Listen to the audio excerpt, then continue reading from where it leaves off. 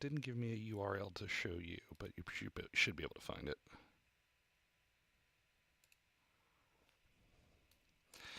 Hello and welcome to the Drone Bay podcast. This is episode 6 of the show. I am one of your hosts, Crovan, and this our second attempt to live stream the podcast for the first time.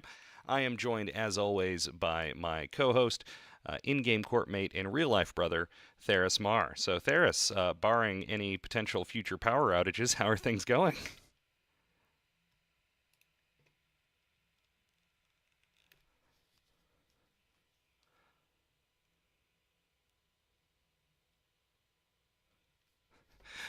And Theris's power has gone out once again. So, if you do happen to see this, we've tried a couple of times now to go live and talk about the Equinox patch notes, but there is some work happening outside of Theris's house, and twice now they have managed to disconnect the power. So, um, might just try to forge ahead and have Theris join us whenever he can. I think that's going to be the plan going forward. So bear with us. So the topic today is going to be the Equinox expansion notes. Equinox drops on Tuesday, June 11th, just a couple days from now, and we've gotten all of the notes I think that we're going to get, including some things that had not been discussed previously by CCP.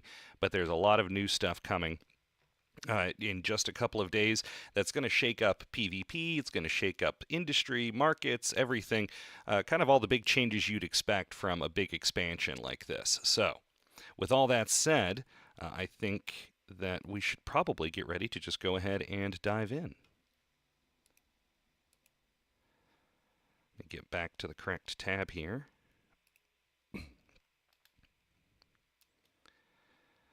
So, you should be seeing the patch notes on screen here.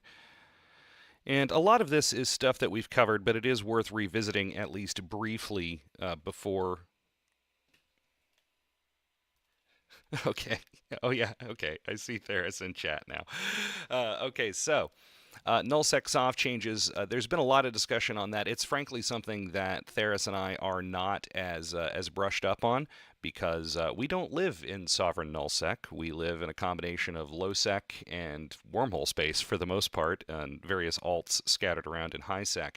But there are going to be some significant changes that could impact even our gameplay. So things like the orbital skyhook and the changes to how planetary resources are managed in sovereign nullsec. There's obviously going to be some big changes there. The big sov null blocks, I'm sure, have been hard at work surveying all their planets and seeing what their setup's going to need to be. In the live stream the other day, the dev team did say that there is going to be a gap.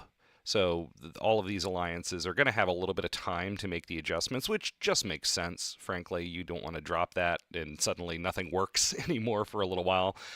So there's going to be a week or so where these organizations have a chance to transition over to things like the skyhooks, like the sovereignty hub changes are going to be automatic, but the way that those sovereignty is managed is going to be an opt-in thing, at least for the first little while.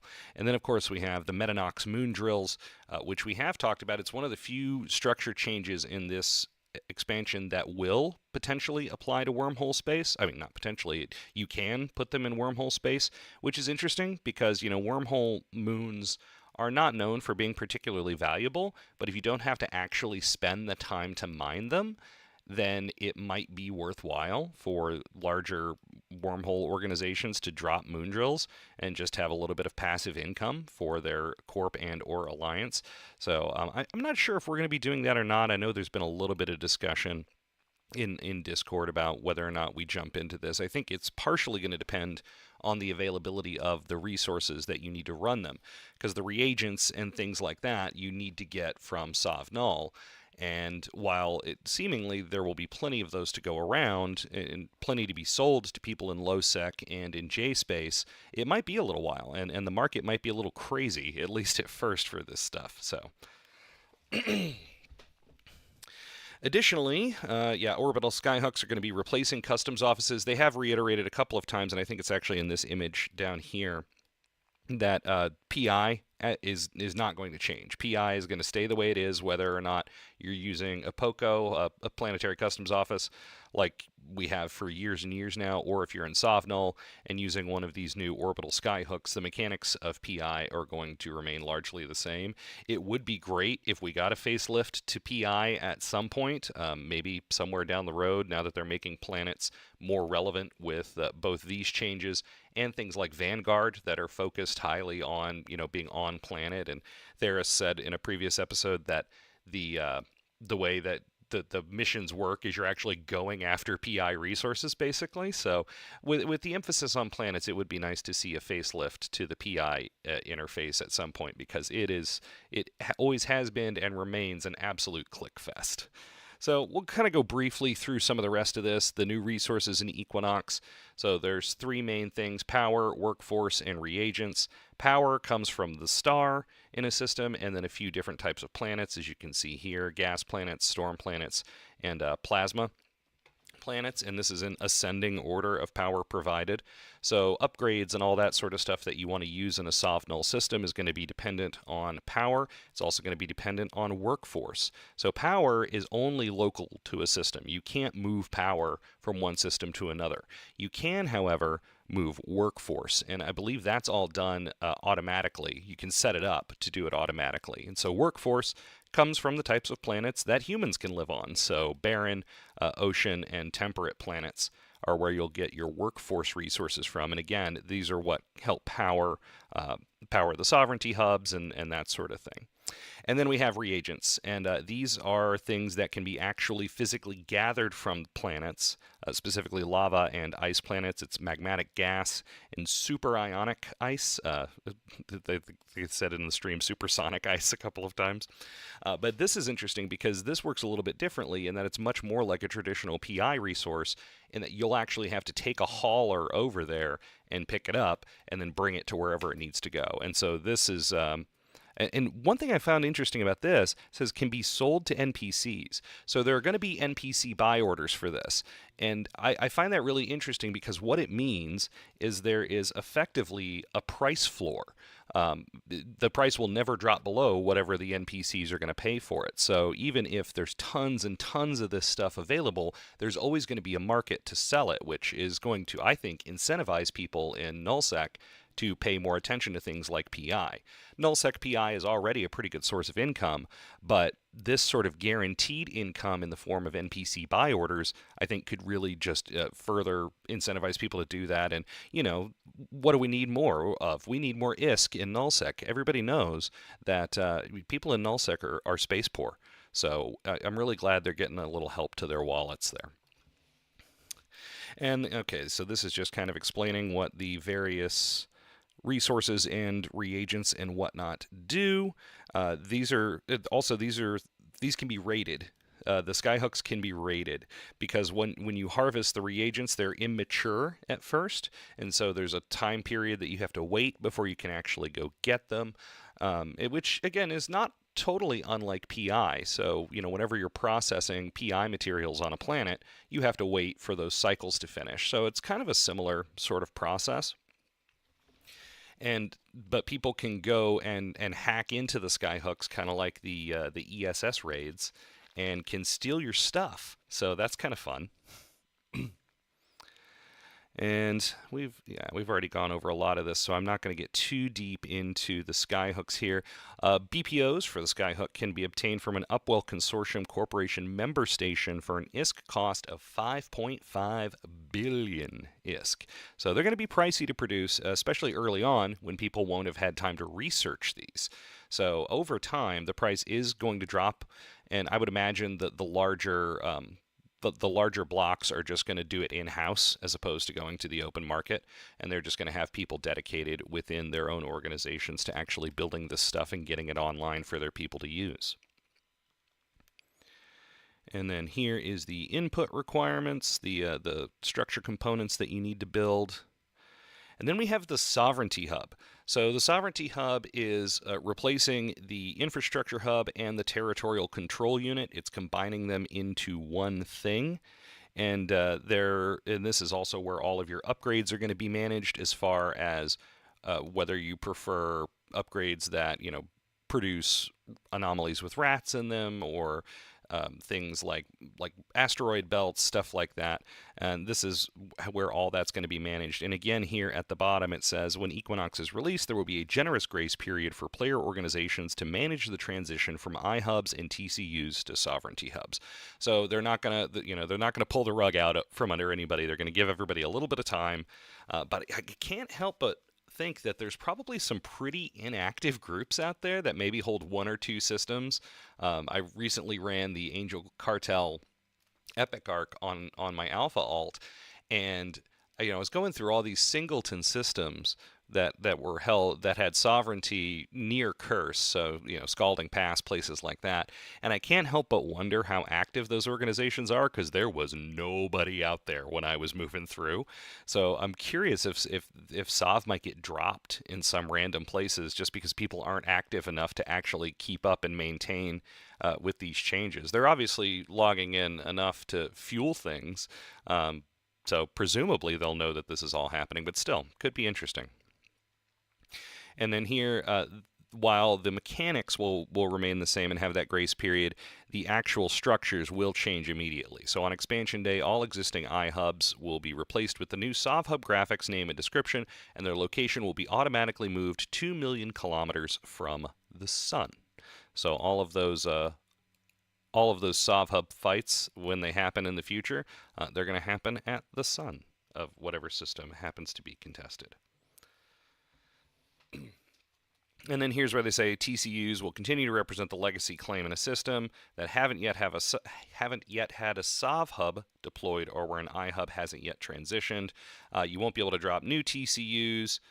TCUs can no longer be toasted and cannot be used to remove a claim. Instead, the attacker must usurp the claim by capturing the sovereignty hub in the system. So this is just, for a little while at least, there's going to be this interplay between the current, what will soon be the legacy system, and the new sovereignty system going forward. So, and if you're just joining us, I do see we have a few people who are watching the stream live. And if you're wondering why you're just hearing me, it's not because I'm just running roughshod over Tharus. It's because Tharus's power is out at his house, but we wanted to stream this live, so I am just kind of soldiering on in his absence. Hopefully he'll be able to join in a little bit. He's on mobile right now. We might actually, I wonder if he can jump on Discord on mobile and we can at least have some sort of conversation going forward. And it occurs to me I didn't actually put the link to the stream in Corp Discord. I should probably do that, or if Tharus is able to on his phone, maybe he can do that. So, Sovereignty Hub upgrades. So these are the various things that you can upgrade using the power and workforce that we talked about a little bit earlier, and it's basically just going to be down to what you want to do with a system is going to dictate which of these you want. And yeah, talks about that here. All the Sov upgrade BPOs will be available for purchase on the market on expansion day and can be built ahead of time.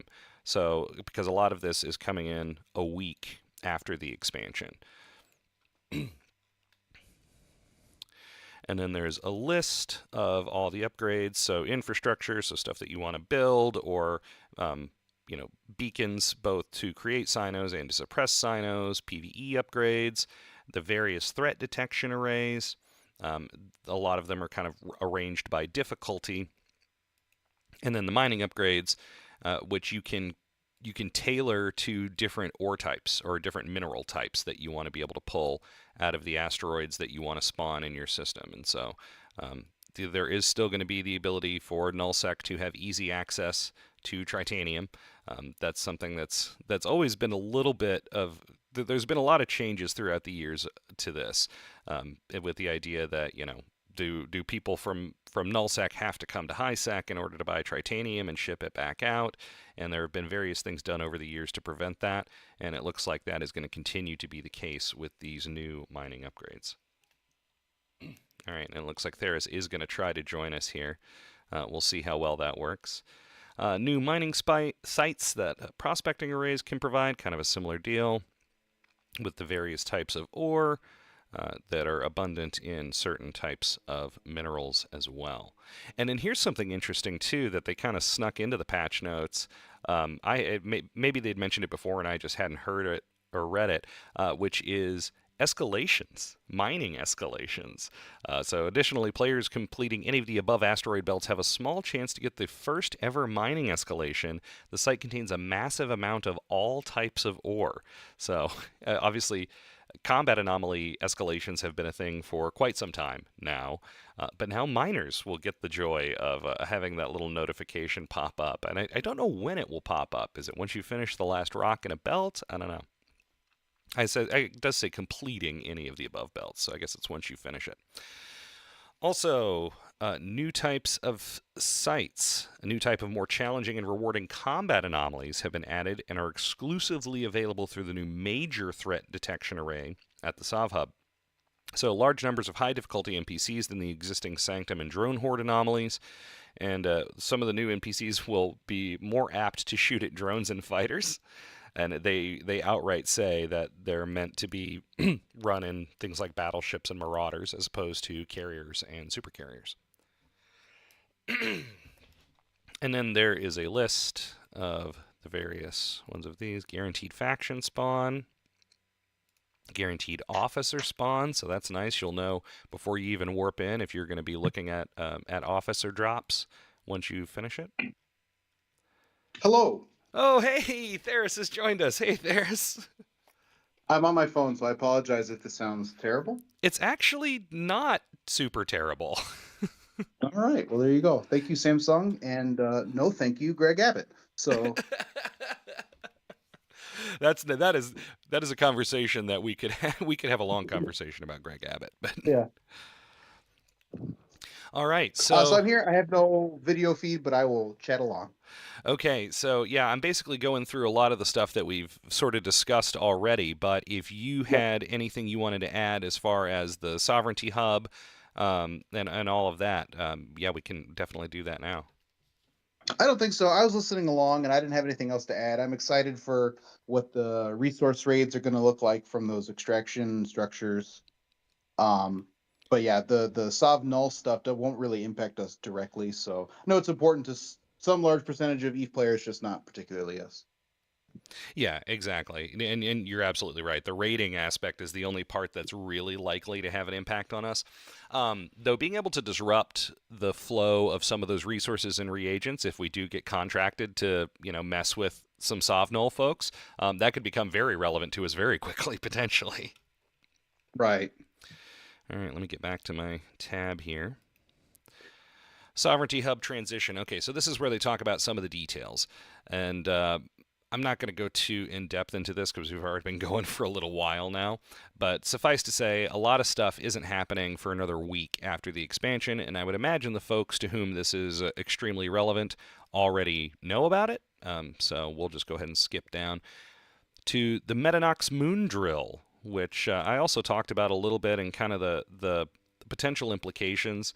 There's a lot of moons in Nullsec. I think this could be a big deal for Nullsec because of the ability, to passively mine a lot of these moons, but also the ability. It's a short reinforcement timer, and stuff can be rated while it's reinforced.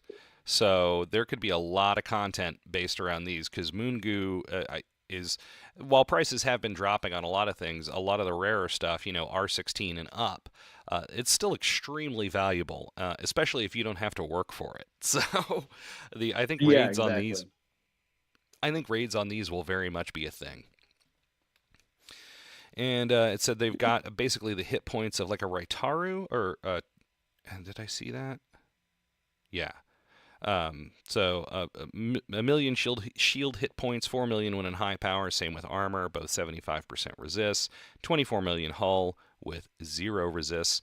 You can't, there has no guns, and you can't tether to the Metanox Moon Drill, which is good to know. And so here, which was a question I saw, I think Alec asked that question at one point on Declarations of War. So if a Metanox is reinforced, the moon materials it has in the moon mineral hangar are trapped and will be dropped as loot when it's destroyed. So you could have a little mini loot pinata full of delicious, delicious moon goo. Yeah.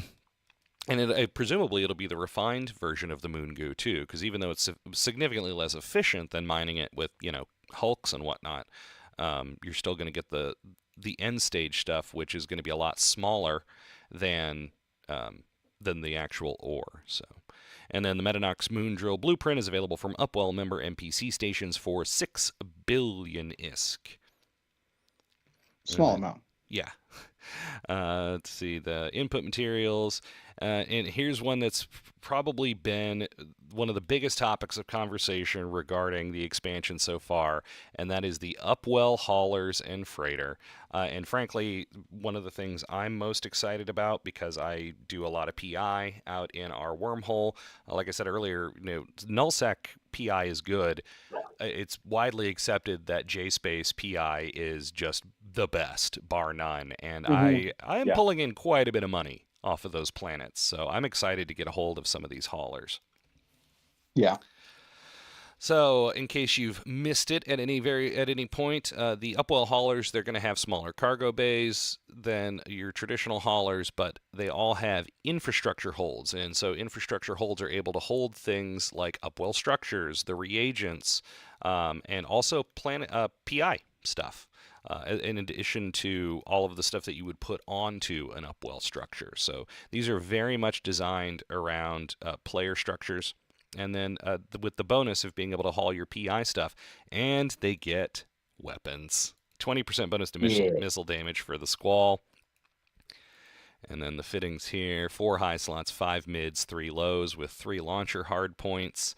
So yeah, a little bit of teeth on a hauler. So I imagine you'll see probably a lot of these, because they don't have a huge amount of grid and stuff. I imagine we're probably looking at rapid lights a lot of the time for things like the Squall and the Deluge. So yeah, the Squall is Okay. the Tech 1 version. And then, yeah, pretty standard stuff there. Max velocity 175. That's a little fast for a hauler, I think. And then you have the Deluge, which is the blockade runner version of this. Again, very exciting for me, potentially making runs back to Empire space with all my PI goo. Right now, I often have to use a DST because there's just a lot of it, and there's more than will fit in a blockade runner. But if there's a blockade runner with a hold specifically to hold this, that's going to be pretty exciting. Yeah. Yeah, that will be nice to get in and out of the hole for sure. Yeah, because if you've got, after a week or so, I'm looking at over 500 million worth of integrity response drones and whatnot. Having that in an epithal would not be a good option. And Hmm. DSTs are fine, but there's also, yeah, a little bit more risk involved, just because DSTs can be seen, whereas blockade runners largely cannot. Right. And last amongst the haulers is the DST, the Torrent. So again, the infrastructure hold and missile damage bonuses. They are going to have fleet hangers. Again, smaller than your typical DST's fleet hanger, but that's made up for with the infrastructure hold. So if primarily what you're hauling is the planet stuff, then you're going to be golden with one of these. And again, yeah, well, let's take a look at the fittings here. So yeah, more grid, more CPU, 6 mid slots on this. So yeah, you could make this thing pretty beefy, just because DSTs tend to have, yeah, there you go. DSTs tend to have bonuses to tanking of some sort, and then of course they have the overheat benefits too. So. Oh, and then here we go. It says specifically, so the orbital skyhook does have restrictions on what ships can link to it in order to do the ESS type raid, and I think it's cruisers and up for the most part. But there is a specific exception made for these Upwell haulers. Okay. So, and then finally, this is the one that's caused the most controversy: the Avalanche. This is the Upwell Yeah. freighter. And same deal, it's not going to carry as much as a traditional freighter, at least in general cargo, but it does have an infrastructure hold, and it has weapons. And specifically, it's going to have a bonus to auto-targeting missiles. And a big part of the reason behind that is it is a freighter at the end of the day, so to be able to lock, say, catalysts is going to take a long time. But if Right. you've got auto-targeting missiles, then that's less of an issue. And auto targeting missiles come up again later in the patch notes. They So do indeed. some changes for those as well. And then this one, I don't know if I saw this one before. So 10% in roll bonuses, 10% bonus to kinetic and thermal missile damage on top of all of the other damage bonuses. Maybe I just didn't use that, didn't see that before. But yeah, so in addition to the weapons, just the fact that it has slots. So it has 6 high Hmm. slots with 6 launcher hardpoints, 3 mids, and 3 lows. No rigs, so kind of standard fare there. But yeah, in general, there's going to be a lot. We'll see how this goes. I don't think it's going to replace typical freighters for a lot of things. I think for high value stuff it will in some cases, but in a lot of cases high value stuff is getting moved by jump freighters anyway. And so, Right. jump freighters are hardly ever going to Udama. Hmm. If there's a jump freighter in Udama, somebody's done something wrong. Exactly. Yeah. So here we go. Infrastructure hold. The infrastructure hold is a brand new type of specialized cargo hangar which is capable of carrying large numbers of infrastructure related items. This includes Upwell related structures such as citadels and flex structures, structure modules, service modules, fuel related items, sovereignty infrastructure, sovereignty upgrades, reagents, moon materials, planetary commodities, and more. So fuel related items, I don't know. Did they say, do you remember, Theris, if they've said at any point if that includes actual fuel blocks? I don't, but so fuel blocks today are made out of PI, right? So I PI just don't and know. yeah, and ice. It would make sense if if you could run fuel blocks. That's another thing that would make J Spacer's life a lot easier because getting fuel back and forth Yeah. is a big pain in the butt for a lot of things. I know we've been dealing Yeah, I with mean, that recently.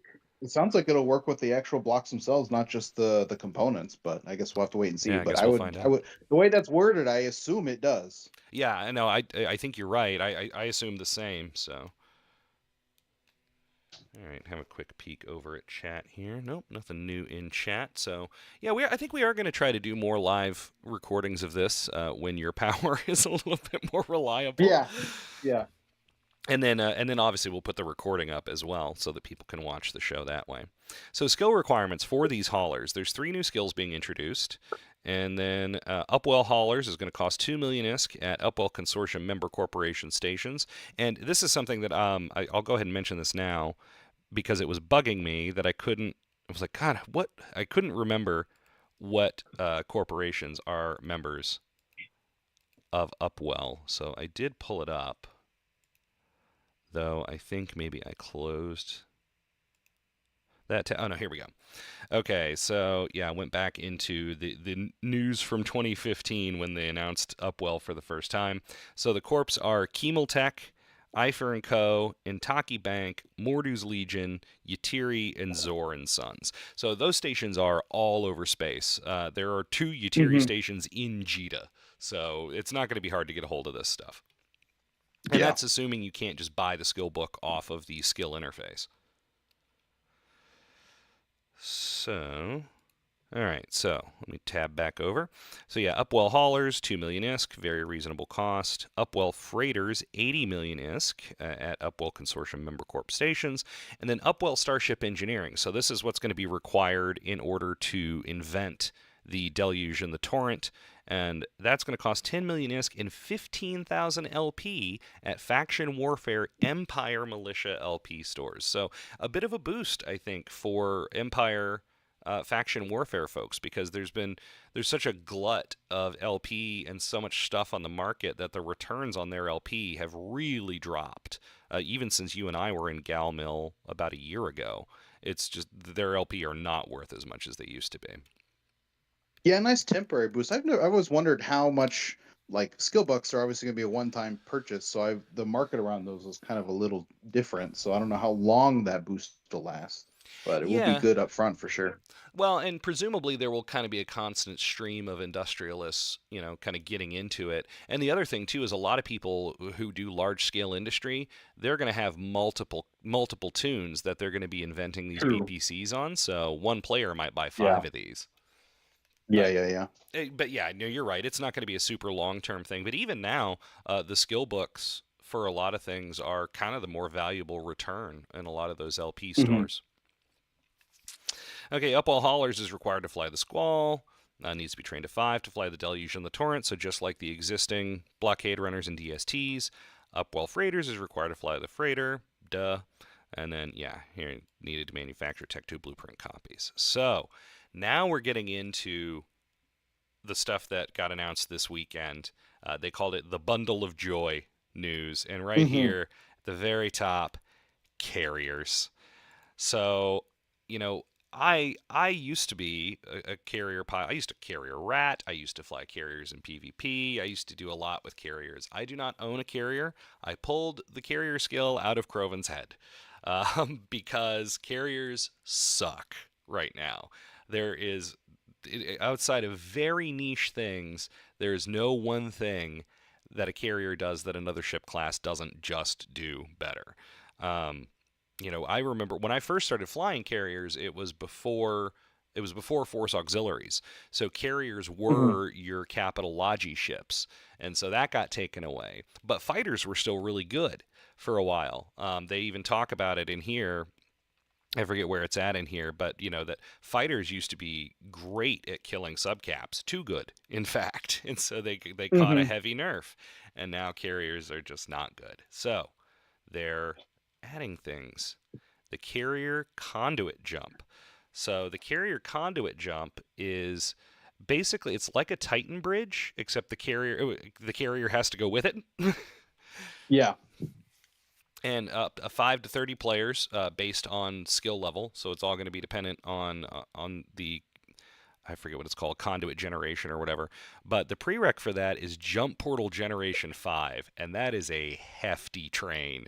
So I'm glad for a lot of reasons, I'm glad I've held on to some skill injectors because I think the price on skill injectors is going to be going up pretty fast. Yeah, for a ton of new skills this patch, not even just the carrier skills. Exactly. All the new hauler skills, all that. Yeah, there's going to be a lot The of new skin stuff. skills. The skin skills, yeah. I hadn't even thought about that, but you're absolutely right. Yeah. So yeah, here we go. So carrier conduit jump could be a big deal. Ships which can be passengers for conduit jump include all variations of corvettes, frigates, destroyers, cruisers, battle cruisers, and battleships. So they can't Yeah. So all subcaps, right? pretty much, yeah. So they can't Yeah. conduit jump other capital ships, but what they can do is capital micro jump drive other capital ships. So there is a new size to the a new capital size version of the micro jump drive and micro jump drive field generator. So carrier Hmm. bushing is now a thing. The mighty Boosh. The mighty boosh indeed. Yeah. So If I ever get a Thanatos, it'll be old Greg. old Greg. The Capital Micro Jump Drive jumps a carrier 250 kilometers in whatever direction it's facing. The field generator carries 50 extra subcaps and up to 4 capitals, and it specifies here that they are counted separately. So you can go spearfishing in a capital fleet with carriers now. Hmm. It can move ships in siege, which is a huge one.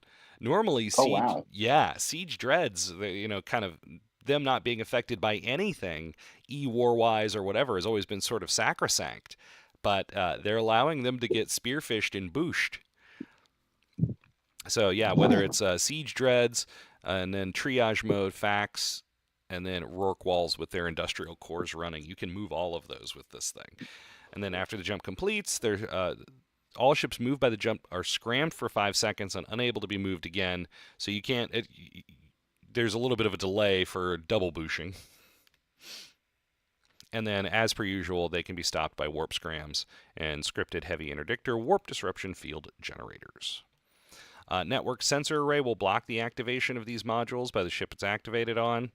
Carrier may still be moved by another ship activating a boosh while its network sensor array is active. And then skill books, 250 million ISK from Empire School Stations or 325 million ISK from the character sheet. Oh, that's interesting. So here it does mention specifically the character sheet. So maybe those Upwell hauler books, maybe you do have to go to a station to buy those. That could be a real Hmm. arbitrage opportunity. Yeah. Buy a Yeah. bunch of those books in the Yatiri station in Jita, fly them to 4-4. I'm sure a lot of people are going to be doing this if that's the case. Hmm. But, in Jita it'll be hard because the competition will be bonkers. But, smaller trade hubs and or smaller regional type hubs, there could be some real money to be made there. Yeah. And blueprints for the new modules will be found in data sites. So there you go. There's an exploration Okay. boost for you, Awesome. Theris. Yeah, that's awesome. That's great to see. I wonder if it's going to be normal data sites or if it's going to be only ghost sites, because that's currently where capital components come from, is the ghost sites Right. and the spicy blueprints. So I assume they'll also be there, but I guess we'll have to see. I would assume so, because they're going to be Yeah, super valuable. So I would think you'd have to. exactly. It'd be a high risk, high reward type of reward. Yeah. And then here's something that I'm considering for, well, I would be considering if we were in the right sort of militia, but something else for FAC War militia, Empire militias, and that is light and support fighters, faction versions of light and support fighters. Yeah. So they're more hit points than Tech 1 and Tech 2 fighters, but slightly lower firepower than Tech 2 fighters. So basically like faction drones. Faction drones basically work exactly like that. And what you're getting is a BPC. So you're not actually buying the fighters themselves, but you are buying the BPCs for them. Okay. Targeted Doomsdays.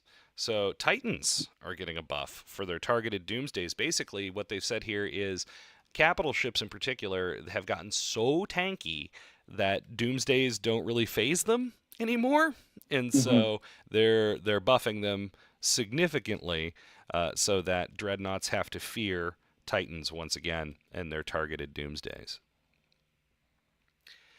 And then the Victorious Luxury Yacht. I thought it was like the Victoria Lux. Anyway, the luxury yacht, we see a decent amount of these out in J space because they're very, very good for rolling ships because they're very hard to catch with their signature radius, and then their mass is big enough that you can make them with the right fittings. You can make them pretty effective at rolling wormholes that have already been reduced. So Yeah. they're reducing that capability by reducing the mass, they're reducing the grid, and then they're adjusting the agility. So the align time will be the same as it always has been, but they're basically taking away some of the what they deem unfair advantages of the yacht. Auto-targeting missiles. You mentioned this earlier, Theris. With the Avalanche having a heavy focus on auto-targeting missiles, they're now making faction auto-targeting missiles, and they're specifically going to Yeah. come from Mordu's Legion. Yeah. And then So I don't here's know how prevalent Mordu's Legion LP is these days. If they have other, I mean, obviously they have the ship hulls, but other than that, like, they don't have the faction warfare that Guristas and Angels have. So I don't know very much about LP generation for those. Is that hard to get, or is it going to be yeah. much more popular now? I mean, they have stations, so I mean, sure, they must have agents, and I would imagine that's how Right. So you just get. mission running. I would think so, yeah. But I've never Yeah. run missions for them, so I don't know what that looks like. Yeah. I might consider it now. Yeah. Though, I mean, let's be honest. Auto-targeting missiles, even faction auto-targeting missiles, I don't know. It feels a Yeah. little gimmicky to me. Yeah. I don't know how much of a bump this is really going to be, but there's other LP stuff later that might change it altogether. So. Well, that is very true. We'll get to that in a minute. It's one of the things I'm most excited about. So here's one that you got Um, pretty excited about, Theris, and I see why. And that is the faction warfare and insurgency balance changes, specifically the FOBs. Yeah, so last week, some really smart podcasters recommended moving the fob close to the actual faction warfare warfront instead of in the back. Who was that? Who And said that? CCP came. I don't know. I honestly don't know if it was you or me, but I remember we talked about it. And this week, CCP said, "Yeah, we'll do that." So, Yeah, uh, obviously this is the something they've the, been the thinking about for a while. We can't really take credit, but exactly, it is nice to be like a week before, be yeah, like, you know what you should do. yeah, exactly.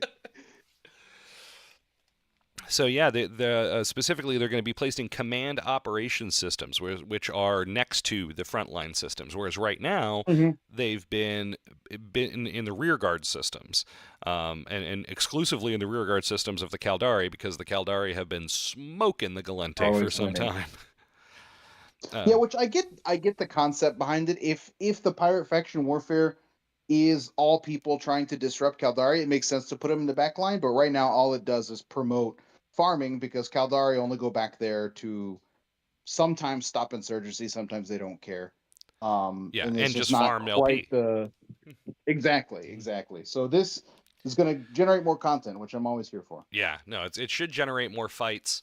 I'm excited for for fobs to show up near like, well, because right now I think the command operation systems are all fairly close to Hadales, at least most of them. Well, yeah, because Galente was backed up to just one system, right? So, Well, not quite one. um, In fact, Crovan's currently docked in Renorel, and I think the frogs have taken Renorel, okay, cool. So, so but they have a still, yeah, couple. it'll be much closer to the places where all the pilots are, which is the fun part. Yeah, it'll be a lot easier to suitcase things around, I think. Yep. So yeah, and in here it says explicitly the aim of this change is to try and promote more fighting and less farming in the backlines by having the chosen Yep. location of the fob in a location where current factional warfare militias are duking it out. So yeah, letting us third party things basically. Yeah. So all right, other changes here. Small Navy 1 complexes are no longer static, guaranteed respawns in rearguard, command operations, and frontline solar systems and will now roam instead. In their place will be medium advanced 1 complexes, which will now be static. So there will always be one unless one has just been finished, basically. So that's really cool because it means people are going to bring out cruiser sized toys more frequently. Yeah. So there's already you'll see roaming fleets of you know, ENIs or anything like that going and doing the medium fives, but the medium ones are a little less popular, so you don't see cruisers as much. And when you do see cruisers today, it's usually a fleet. So more solo cruiser combat will be neat. Yeah. Oh, hey, we have a couple people in the chat. So hello there to Jolly Green Tank and Aaron S. Yes, Jolly Green Tank, you did catch the stream. You missed the part where Tharus's power went out, which is why he's talking on his phone at the moment. He was going to be streaming because he has better internet, but the lights are on where I'm at, so we switched things around. And then Aaron S. We loved it when Suj was the insurgency. Yeah, Sujarento being the fob would be pretty sweet.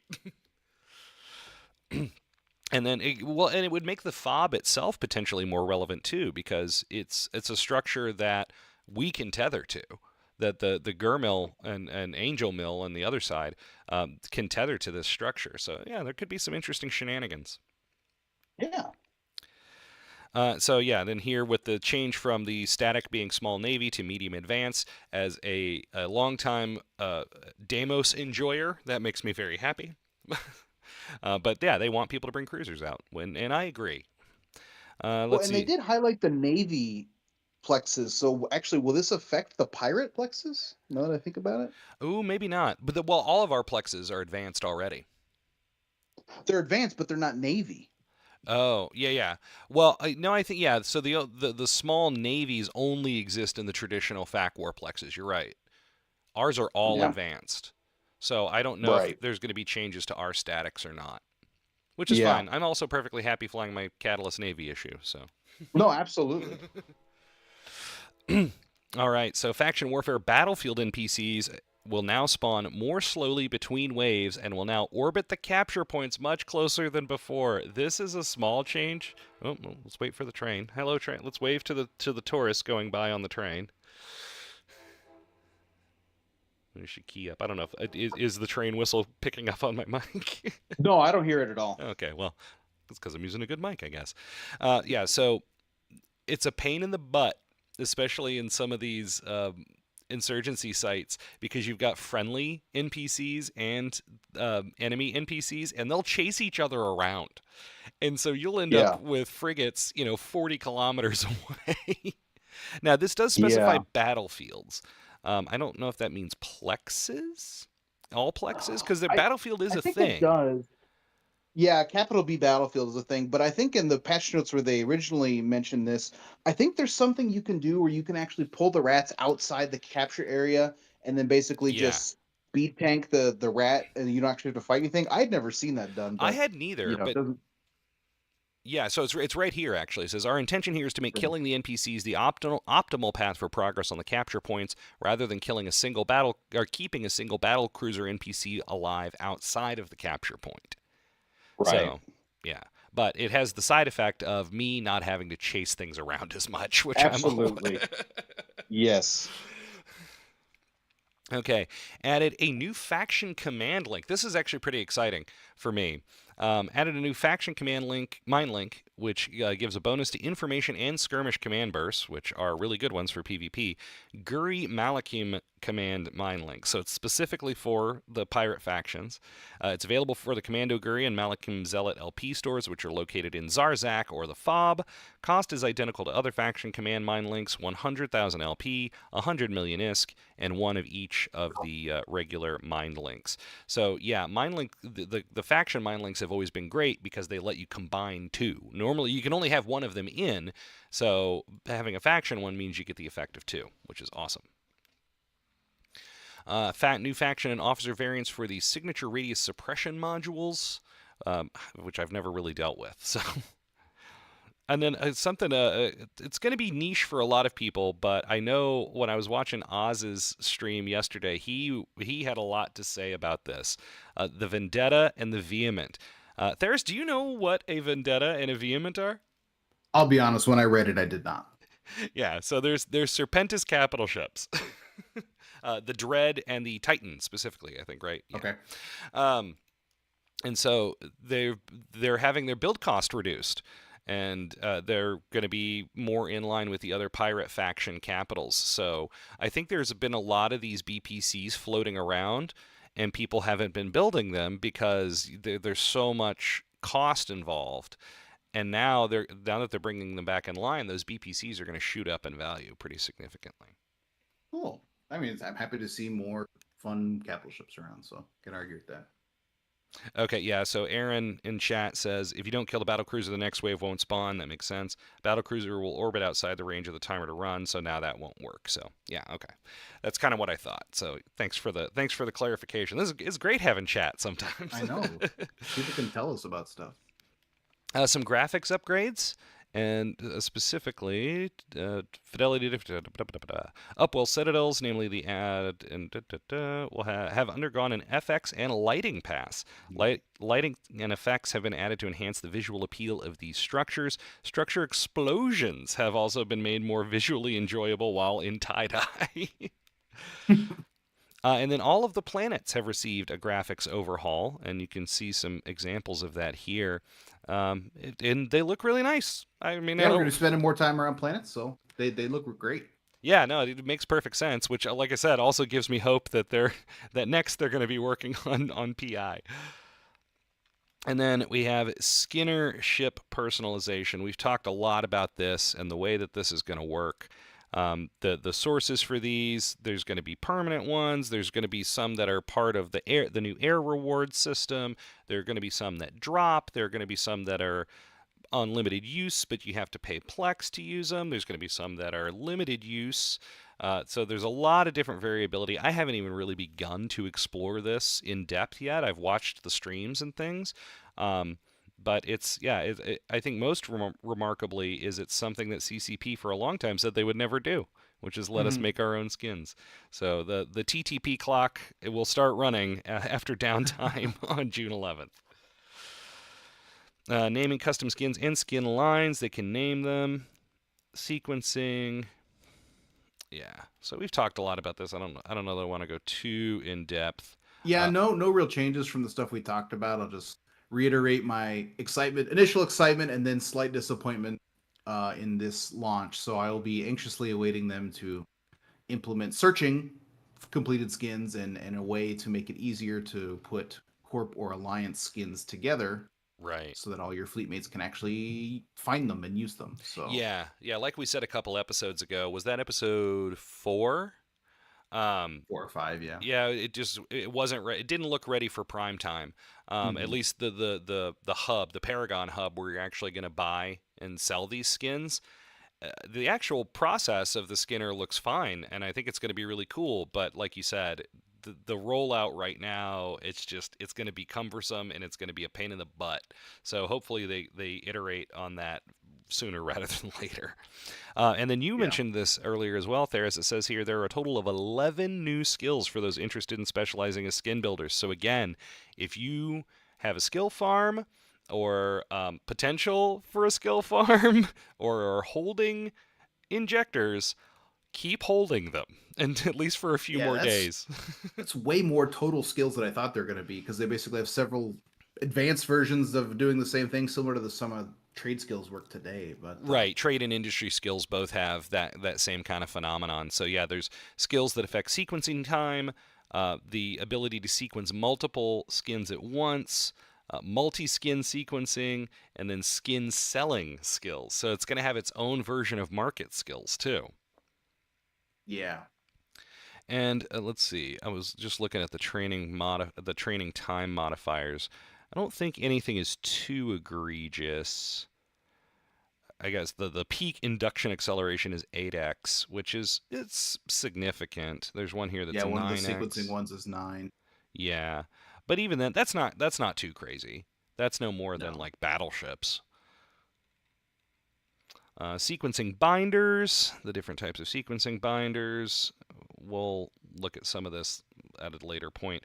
Corporation projects. We did talk a little bit about this last week, which Yes. is automated SRP, automated LP buyback, and the ability to have projects for salvaging.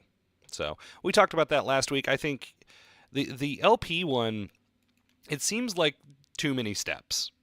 It They're, does. It really does. it really seems like they just kludged together a solution for a problem that does exist. This is a real Mhm. thing that should be addressed, but it would be a lot easier if they could just find a way to make LP tradable in a similar Yeah. way to like Plex.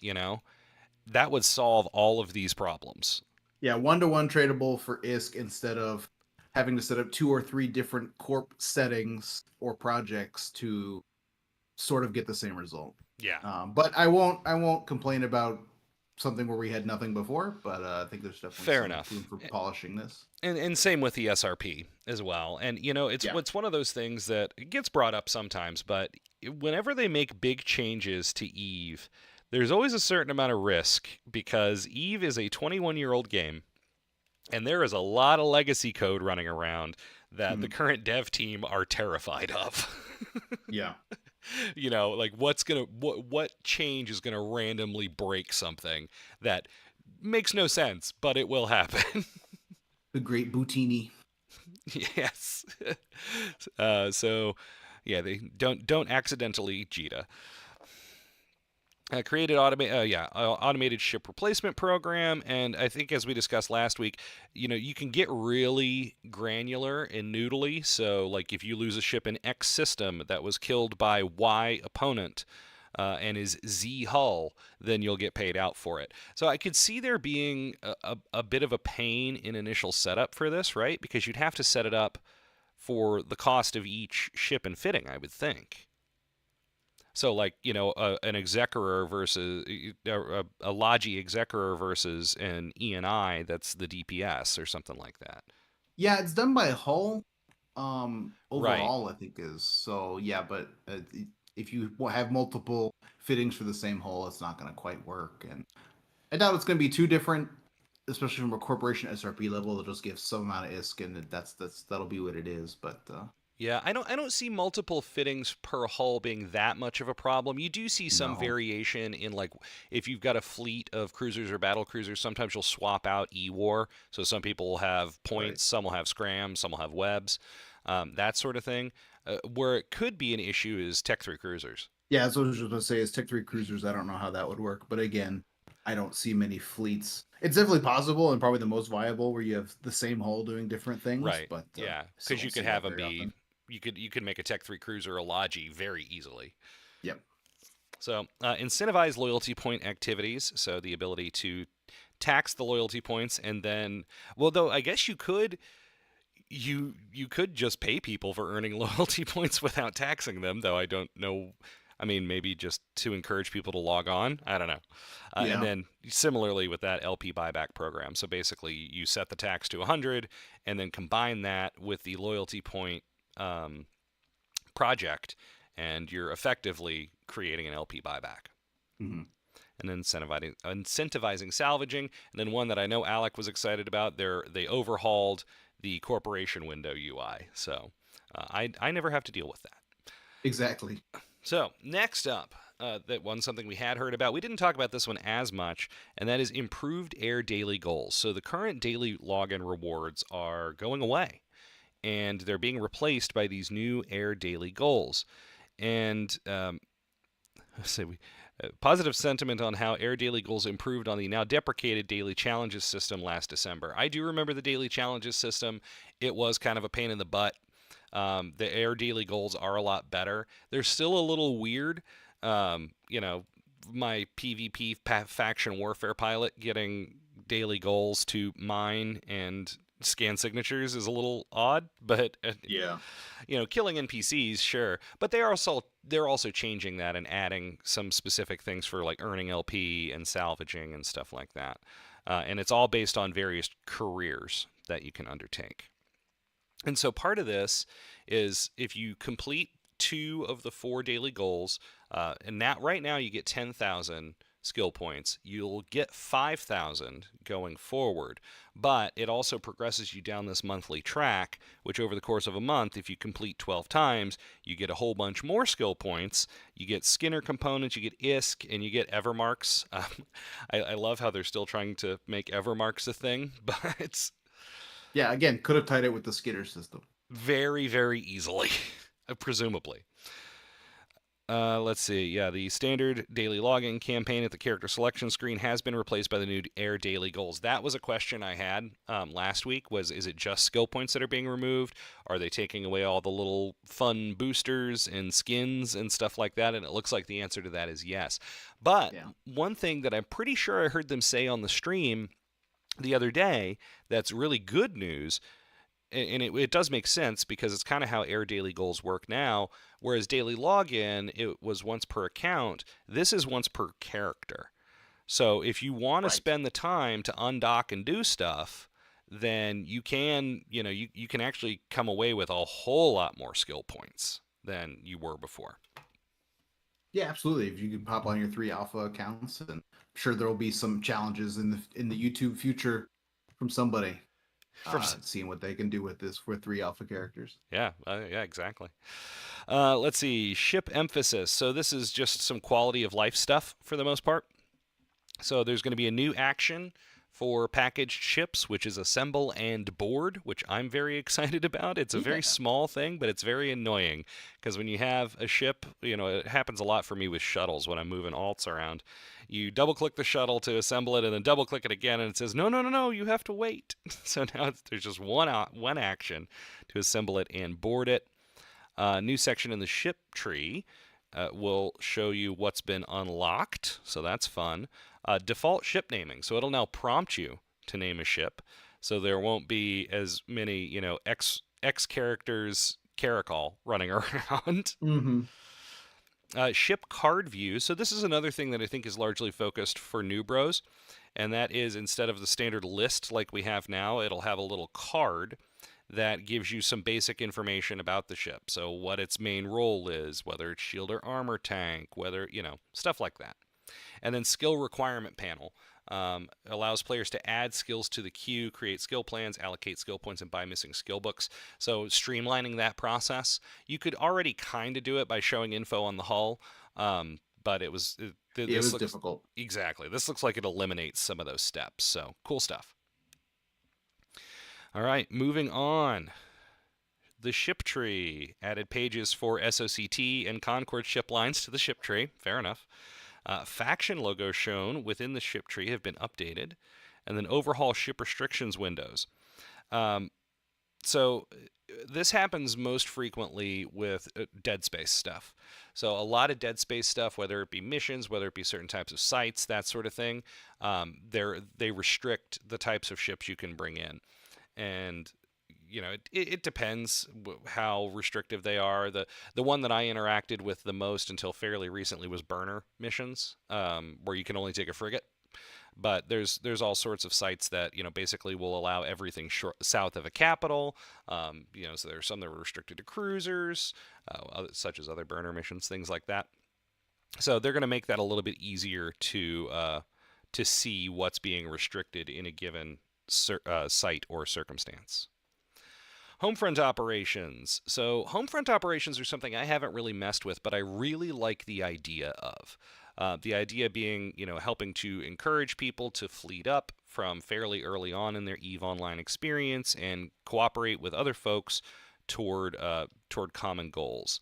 So they're doing a lot of iteration on this. I can't really comment on what these changes will mean because I haven't done any of them. But I am seeing some things that are encouraging, like the bounty values of NPCs within these sites have been greatly increased. Yeah, Um, that so helps. so it looks like they're making them worth more money because I did look into it when I first came back and I was like, oh, how much money can you make on this? And the answer Yeah. was not a lot. Yeah, we had talked about it when I hadn't heard of them when you first came back, and they sounded cool, but judging by the fact that nobody I know does them, they can't be that rewarding. So I would like to see them be worth doing because the content sounds neat. Exactly. Exactly. So, yeah. So potentially some good news on the horizon for people who were excited about trying those out. Some other PVE stuff.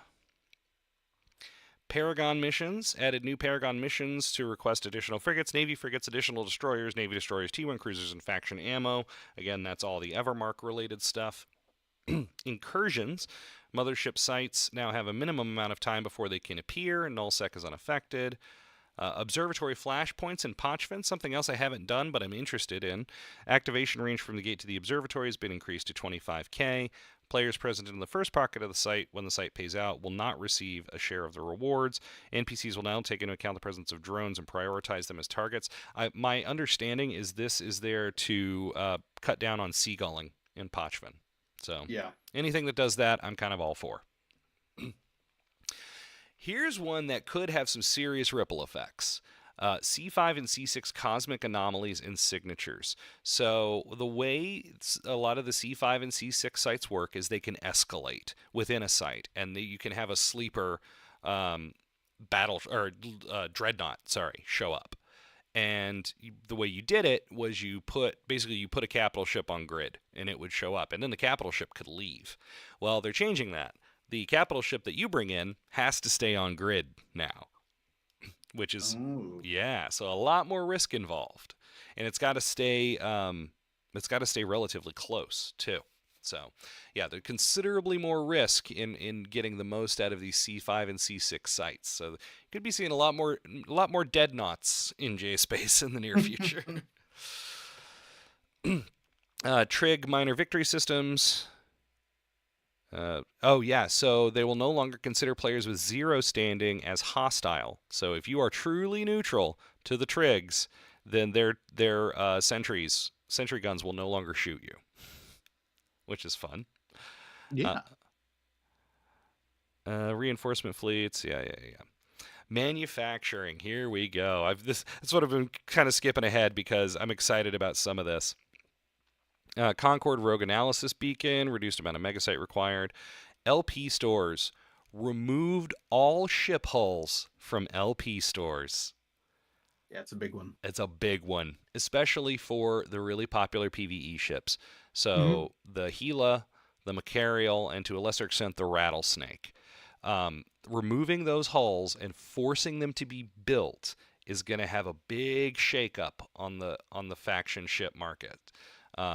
And it's all hulls from all LP stores. At first, when they first mentioned it, I thought it was just pirate LP stores. Me as well. And Yeah. then when I reread it today, I saw it was all holes from all LP stores. Well, So and I most think of they the did Navy say ships pirate do. LP stores initially.